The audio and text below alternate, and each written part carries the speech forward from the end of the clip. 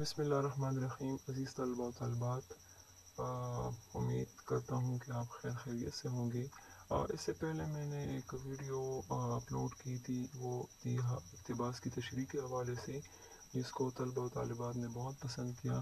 کچھ طلباء و طالبات نے پرسنلی مجھ سے کانٹیکٹ کر کے بات کی کہ اس میں مزید اہم کچھ پوائنٹس ہم ایڈ کر سکتے ہیں یا نہیں. تو اس حوالے سے میں تھوڑے سے مزید پوائنٹس بھی آپ کو بتانے جا رہا ہوں، اور ان تمام طلباء و طالبات کے لیے جو پہلی دفعہ میری ویڈیو دیکھ رہے ہیں ان کے لیے میں پھر سے تھوڑی سی وضاحت کرنا چاہوں گا. تو سب سے پہلے یہ ہے کہ آپ وہ سوال نمبر یہاں پہ لے دیں جس کے تحت یہ سوال آیا ہے. مثال سوال نمبر 2 ہے تو ادھر سوال نمبر 2 ہی ڈال دیں، یہ اس کے ایک ہیڈنگ دے دیں.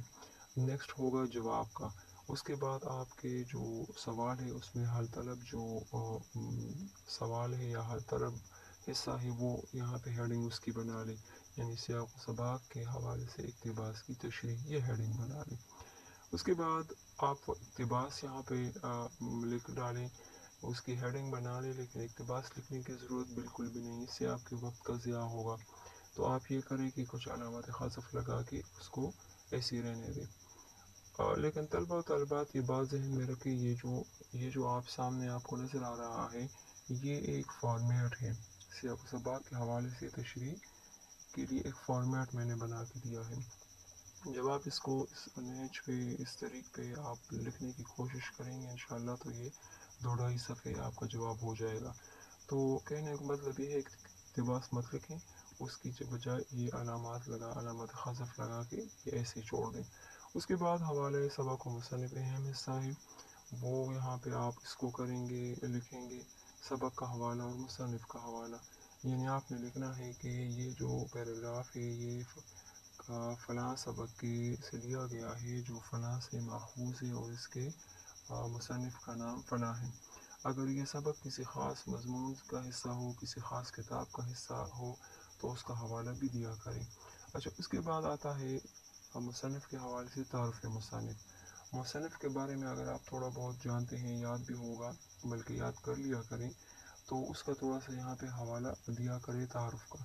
تو یہ آپ 3 سے 4 لائنیں لکھا کرے بھی کافی ہے، جس میں آپ نے مصنف کے بارے میں اس کی علمی و ادبی خدمات کے حوالے سے تھوڑا سا لکھنا ہوتا ہے.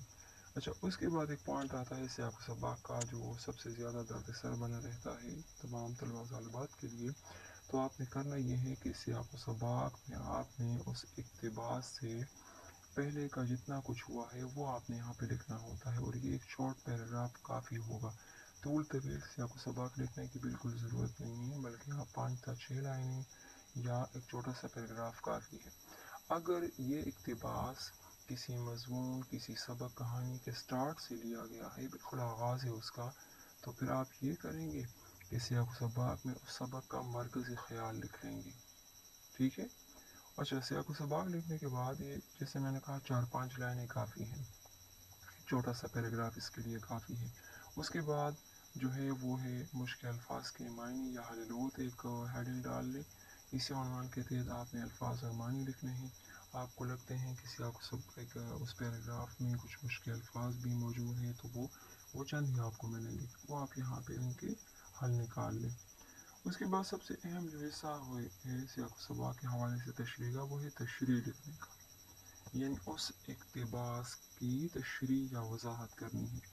ظاہر ہے اس مصنف نے اس میں اپنی علمیت کا روب بھی بڑا جاڑا ہوگا، اس میں کچھ مشکل الفاظ اور اصطلاحات کا بھی ذکر کیا ہوگا، کچھ علم بیان، علم بدیع کے روح سے بھی کچھ چیزوں کا ہوگا اس میں استعمال ہوا ہوگا.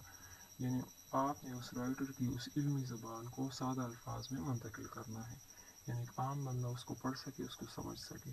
تو آپ نے کرنا یہ ہے کہ اس اقتباس کو آپ نے سادہ الفاظ میں یہاں پہ لکھنا ہے. لیکن یہ بات ذہن میں رکھیں، یہ تشریح یا وضاحت آپ کی اصل اقتباس کے 2 چند ہونی چاہیے.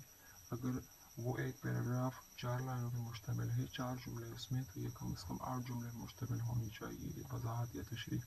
اگر وہ 5 جملے ہیں تو یہ کم از کم 10-11 جملے ضرور ہونے چاہیے.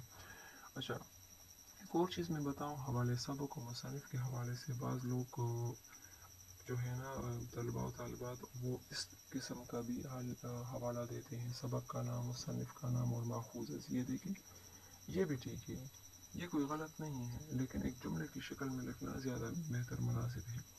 अच्छा, तो बात हो रही थी तशरीह की, तो तशरीह आपकी दो चंद होनी चाहिए। इसके अलावा तशरीह के बाद एक और पॉइंट आप डाल सकते हैं, और वो है आप फ़नी महासिन का।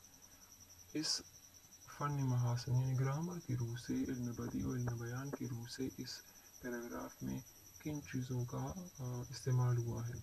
तो आपने लिखना होगा, और किसी मरकब का ज़िक्र है, अगर यहाँ पे मिसाल ज़िक्र है गम और गुस्सा एक मरकब है, तो ये गम और गुस्सा मरकब का नाम क्या है, तो यहाँ पे उसका नाम आप लिखेंगे। अगर इल्म बयान, इल्म बदी या किसी और ग्रामर की रूह से आपको कोई चीज़ पैराग्राफ में नज़र आ रही है, तो आप उसको यहाँ पे मेंशन कर सकते हैं, यहाँ पे लिख लिया करें। लेकिन सबसे अहम चीज़ तलबा तालिबात वो है टाइम मैनेजमेंट। पेपर को टाइम देना हर सवाल को। इससे सबक वाले सवाल के लिए कम 15 मिनट कम अज़ कम आपने देने हैं। 15 मिनट से इजाफी वक्त नहीं देना, क्योंकि उर्दू के पर्चे में या इंग्लिश के पर्चे में लिखने के लिए बहुत कुछ होता है। तो आप कोशिश करें कि अगर आप इन्हीं उन्वानात के तहत अपना ये सवाल हल करेंगे, तो इंशाल्लाह आपको पूरे नंबर मिलेंगे। तो कोशिश कीजिएगा इस नहज पे उसको लिखने की। लेकिन फिर मैं याद दहानी करवा दूँ कि ये जस्ट एक फॉर्मेट है उसके लिए। जब आप इसको इसी फॉर्मेट के तहत तशरीह करेंगे, तो आप देख लेना ये 2-2.5 सफ़े पे मुश्तमिल पर होगा इंशाअल्लाह ताला। तो बस कोशिश किया तलबा और तालिबात, आपकी तरफ से जो आपने मेरी पहली वीडियो को पसंद किया है, उस पर कमेंट्स भी किए हैं और मुझे पर्सनली भी किया है, उसका बहुत बहुत शुक्रिया। ये वीडियो भी देख के मुझे ज़रूर अपनी आरा से आगाह कीजिएगा। बहुत शुक्रिया।